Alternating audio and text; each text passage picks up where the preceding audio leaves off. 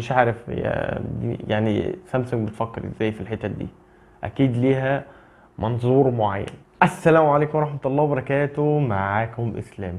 نزل وحش جديد في الفئة المتوسطة، سامسونج M55، وهقارنه النهاردة بقى ما بينه وما بين A55، وهخليك انت تختار ما بينهم عشان انا هديلك المميزات اللي انت محتاجها.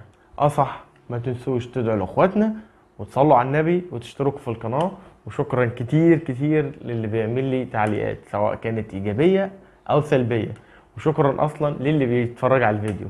بدون كلام كتير ندخل في التصميم. M55 هيجي فريم من البلاستيك وظهر من البلاستيك، ودي حاجة مش حلوة قوي، بس هي ده الطبيعي في الفئة المتوسطة. بس لما نيجي نقارنه ما بينه وما بين ال A55 هيكون ظهر من الازاز وفريم من المعدن، ودي حاجة بتدي فخامة. بس الفريم حاد جدا، لو انت استعملت تليفون مدة طويلة هيضايقك في الاستعمال، ودي امرها سهل، جراب وهيتحل المشكلة. وكده كده الفئة ديت في الاغلب بيشيلوا جرابات، وانا منهم اصلا. طبعا لما يكون ظهر من الازاز وفريم من المعدن هيدي فخامه كده في المسكه، وهيدي انت ايحاء ان انت ماسك حاجه فلاج شيب كده. انا مش بقول الام 55 وحش، بس برضو بلاستيك كده هتحس ان هو لا، فئه متوسطه. الفخامه ديت هتكمل لما يكون كمان معاه شهاده مقاومه الماء والغبار، الاي بي 67، والام 55 مش هيبقى موجود معاه، ودي حاجه سلبيه بصراحه ومش مقبوله يعني في الوقت ده، خصوصا ان في الفئه ديت بقى فيه كتير معاهم معياريه مقاومه الماء، حتى لو كانت قليله، مش شرط 67 مع انها مش افضل حاجه يعني.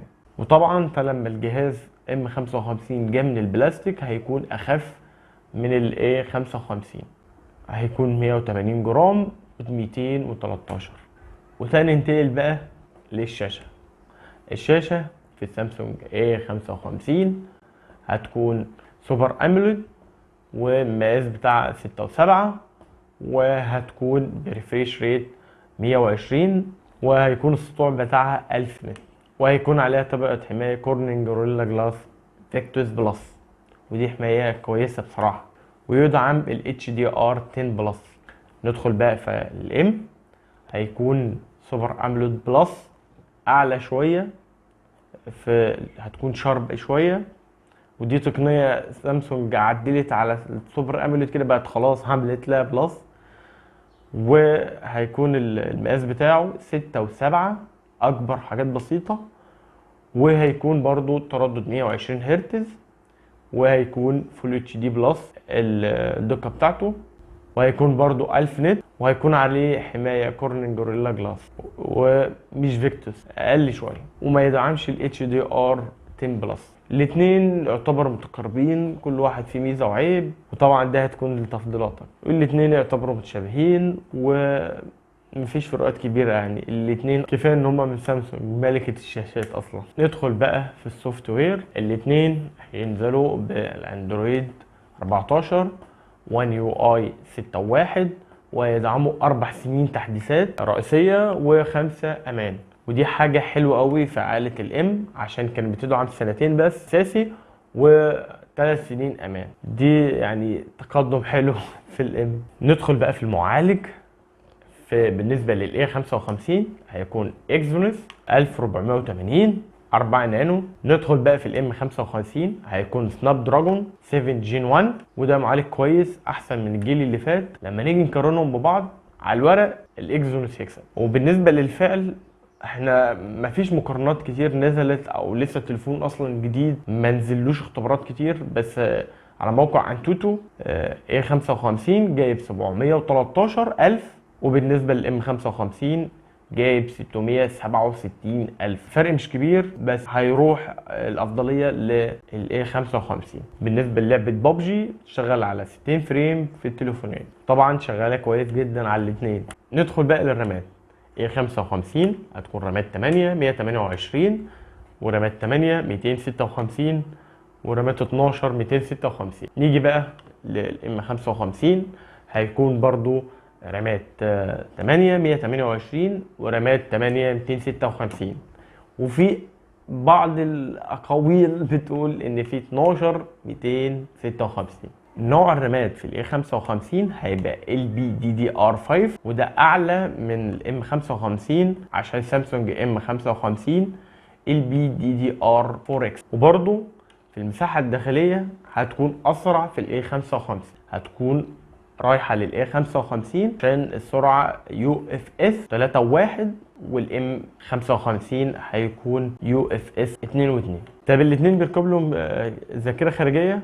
الاتنين بيدعموا ذاكرة خارجية، بس هتستغنى عن خط من الخطين. ندخل بقى في نقطة مهمة، هي الكاميرات. الكاميرات في الاي 55 هتكون 50 ميجا بكسل OIS مثبت بصري، وهتكون في العدسة الواسعة 12، وهتكون في الميكرو 5. والكاميرا الأمامية هتكون 32. بالنسبة لتصوير الفيديو، الخلفية والأمامية الاتنين بيدعموا ال 4K. ندخل بقى في الام 50 ميجا بكسل مع OIS مثبت البصري، والعدسة الواسعة هتكون 8، والكاميرا الميكرو هتكون 2، والكاميرا الأمامية هتكون 50. أنا شايف إن كانت سامسونج في ام السنة اللي فاتت كانت 108. في حد بقى هيسألني يقول لي زي السنة اللي فاتت كانت 108 الكاميرا، ونزلت السنة دي بقت 50 ميجا. الحساس نفسه كبر عن السنة اللي فاتت، فالمفترض ان اداؤه هيكون احسن. لو انت عايز اعمل لك مقارنة للتليفون دوت باي تليفون تاني او اي مقارنة، اكتب لي في التعليقات. بالنسبة بقى للكاميرا الوايد 8 ميجا بالنسبة ل 12 في الاي 55 هتبقى اقل، ودي حاجة يعني مش لطيفة من سامسونج ان هي تفضل على التمانية زي السنة اللي فاتت. المفروض تكبره احسن من كده، بحيث ان هو التمانية يعني ال 12 تكون مقبولة، انما التمانية يعني مش احسن حاجة يعني. طبعا في الميكرو مش هقول لك 2 عشان هي اصلا حتى لو 5 انت مش هتستعملها اصلا.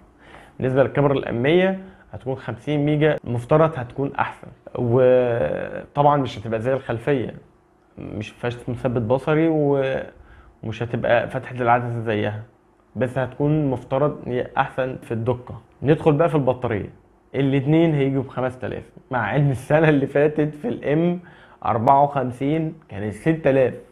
مش عارف لا نزلت ل 4000. طبعا السمك اقل بتاع التليفون الام 55 نتيجة ان البطارية قلت، بس هي العائلة دي اصلا من زمان كانت بتعمل بطاريات، يعني مشهورة بالبطاريات ان هي قوية فيها.